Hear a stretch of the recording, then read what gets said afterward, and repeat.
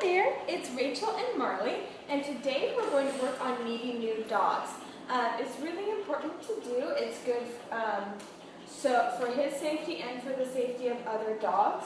And it's also really good manners when you're in control of your dog and he just doesn't go crazy as soon as he sees another dog.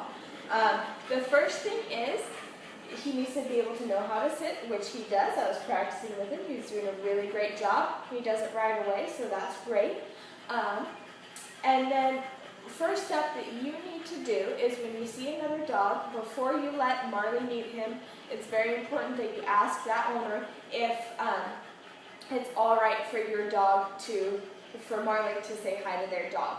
Because they might have a young dog or an aggressive dog that's training, and they might say, no, it's not okay, because they aren't ready for that, or they're working with their dog on something else and they don't want their dog to be distracted by Marley.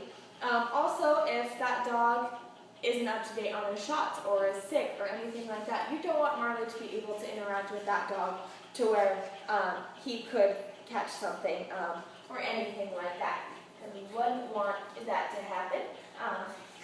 He seems very healthy and in really good shape, so wouldn't want to ruin that.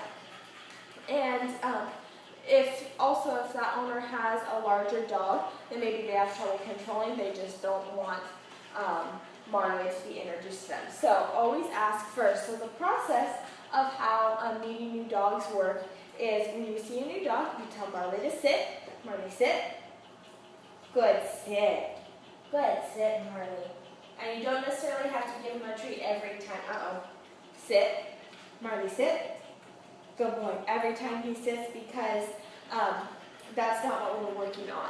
And so you have Marley sit. Someone approaches, you say, oh, can my dog say hello to your dog?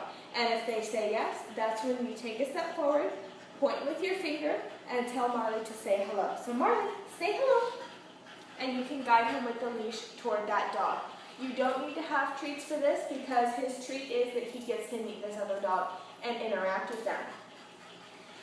When he does that, let the dog sniff for maybe 5 to 7 seconds. Anything more than 5 to 7 seconds usually turns into playing or fighting, which you don't want either one. If you're out at Petco with Marley or out for a walk, you have things to do, and you don't want to just wait around while he plays with the other dog. And of course, you don't want a fight to break out between your dogs.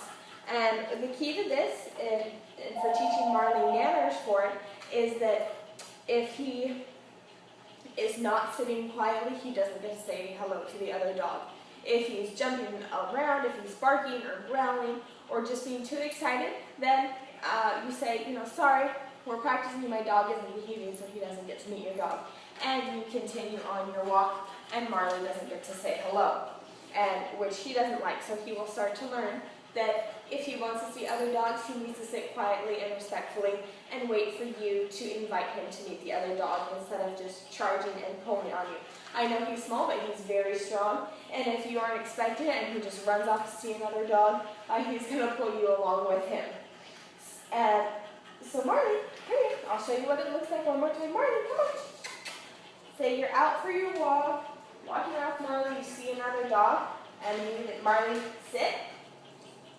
Marley, sit. Good boy. Ask the owner, can my dog say hello to your dog? And they say yes. Say, Marley, say hello. And so he learns there. I was using the leash, taking a step forward, and pointing, drawing a line with my finger.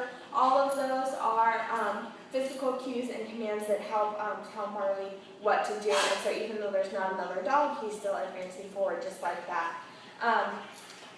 And honestly, when he meets the other dog, 5 to 7 seconds is all he needs. In that time, he's sniffing them, sniffing their behind, anything like that, and he's gathering information about where that dog has been, if that dog lives with other dogs, all that. He can smell that, and it's kind of like exchanging business cards, and that's all the information he needs.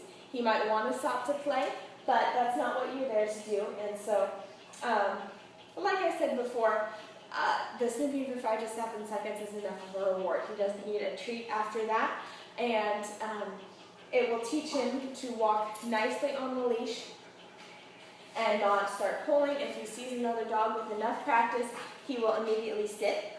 Marley, sit. Marley, sit. Good boy. Good sit.